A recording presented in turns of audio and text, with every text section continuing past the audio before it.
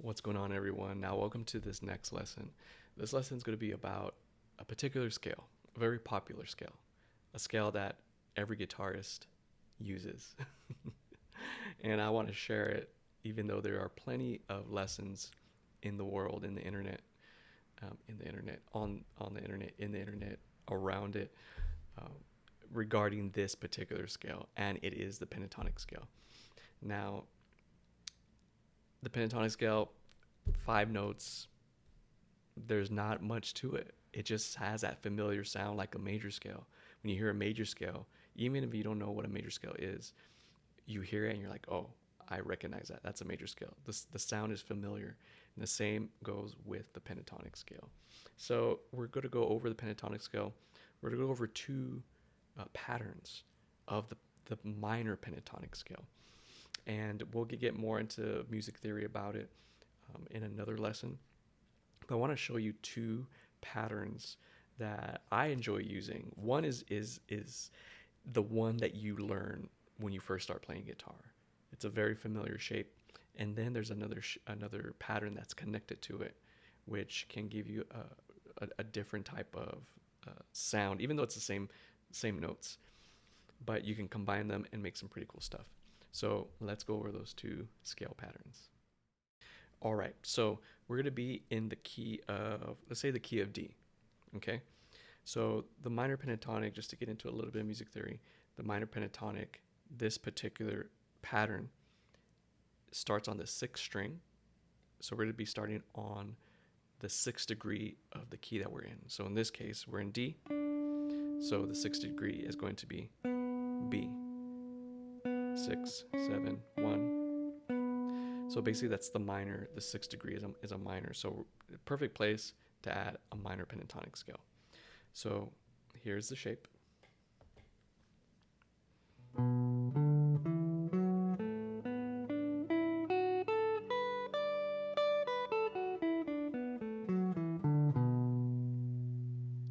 That's one shape. Now here's the other one.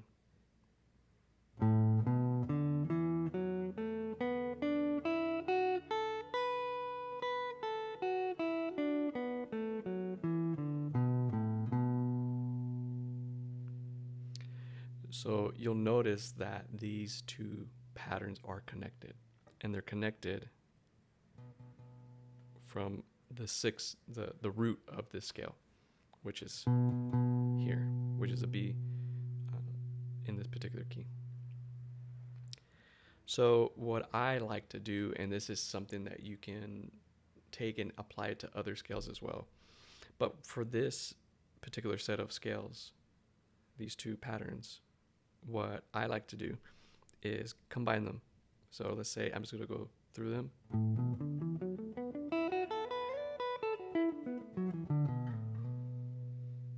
I'll do that again.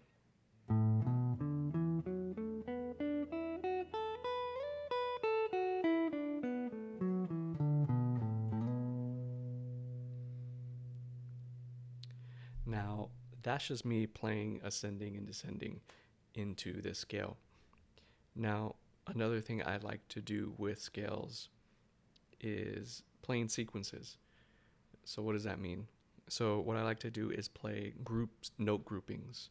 That's another term that you'll probably hear, note groupings. One very popular one that I like to use is a grouping of 6. So let's go back to this familiar shape here. Now, what I like to do with the grouping, and this is what the note grouping is. So I like to do groups of 6. So I just did 6 notes right there. Or note groupings of 3. So here's a demonstration of the note grouping of 6 that I like to do.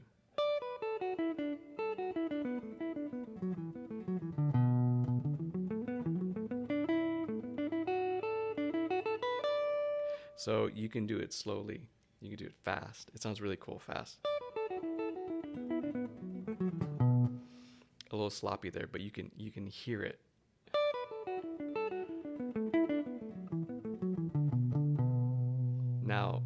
once you get some speed in there, it sounds really, really cool.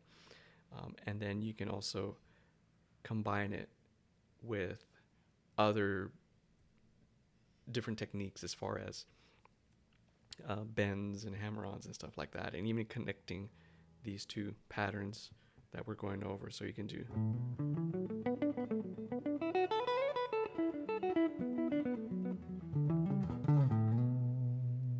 just a simple example there. So that is the 6 note groupings I like to do. 1, 2, 3, 4, 5, 6. 1, 2, 3, 4, 5, 6. 1, 2, 3, 4, 5, 6. 1, 2, 3, 4, 5, 6. See? And it works when you're ascending and descending. And you can apply it to any scale, actually. But I love using that particular note grouping in a pentatonic scale. The next note grouping is the 3s. So 1, 2, 3, 1, 1, 2, 3.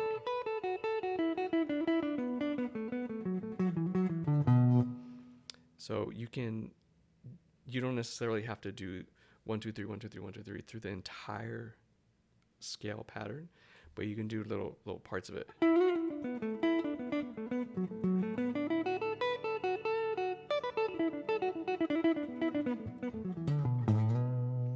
So I kind of combined the 6 and the 3, and then I was doing some other things in there. But you can do those kind of things in simple scales like this, and they can be applied into any type of scale. So that is the D minor pentatonic scale. Two patterns, right? We have this one, and then this one. This is the very popular shape. And then this is the one right next to it, which is connected. Now, these shapes are connected via a learning system that is called the cage system.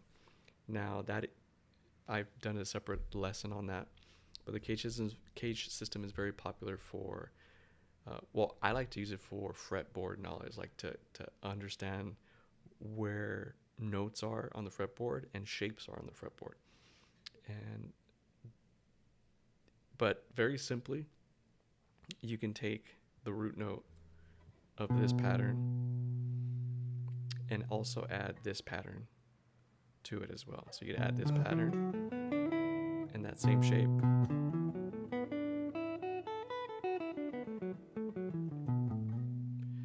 And it's all based off of this root right here. Now this is movable. You can move it. Same thing here.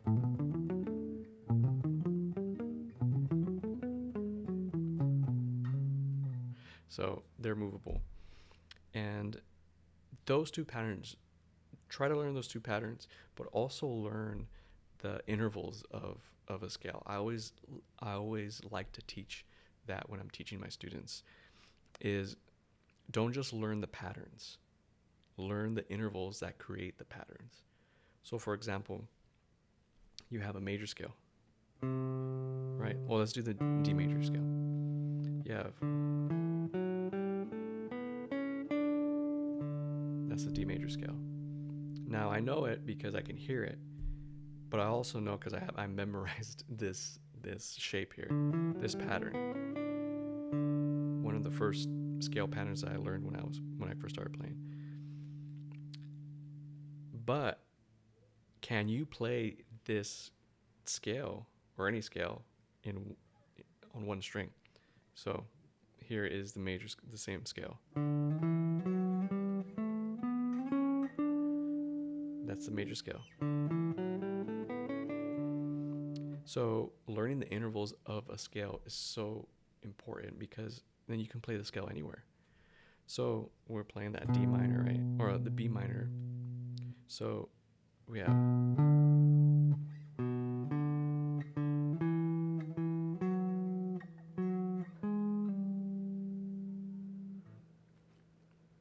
so now the B minor, it's so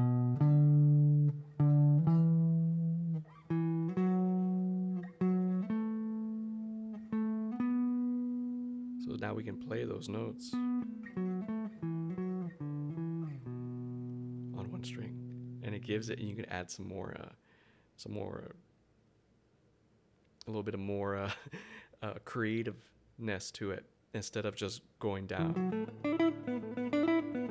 up and down a scale pattern, which is good because then you learn the sound of it. But with a playing on one string,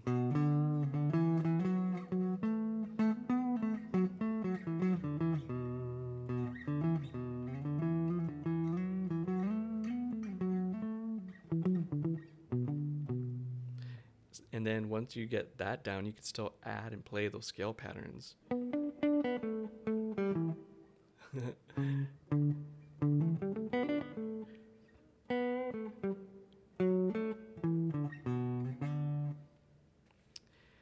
And once you get the scale patterns down and the intervals, you can combine them. Like,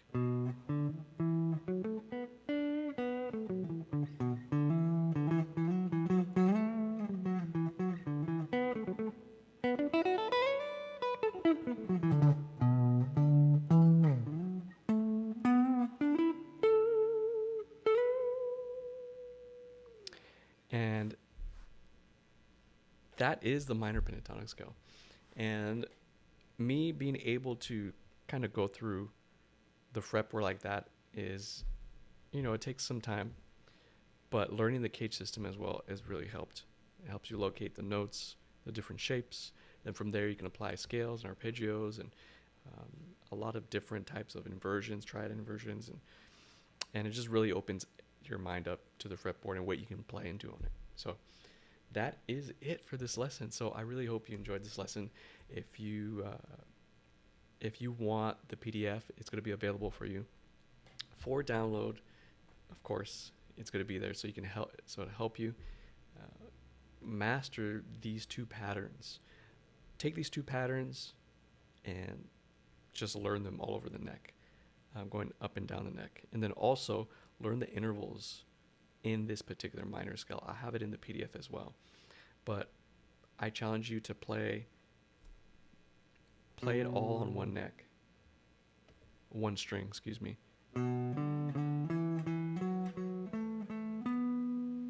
Play that scale on one string and challenge yourself. Play the notes and the scale. Play the scales that you know already and challenge yourself and play them on one string. I always do that with my students, and it kind of just opens up their mind, like, oh man, I never played up here before, I've always played over here, and they say certain things like that. So take that challenge, learn those two patterns, learn this particular minor pentatonic scale on one string, and just see yourself improve and just get those down. All right. Hope you enjoyed the lesson. I'll see you in the next one.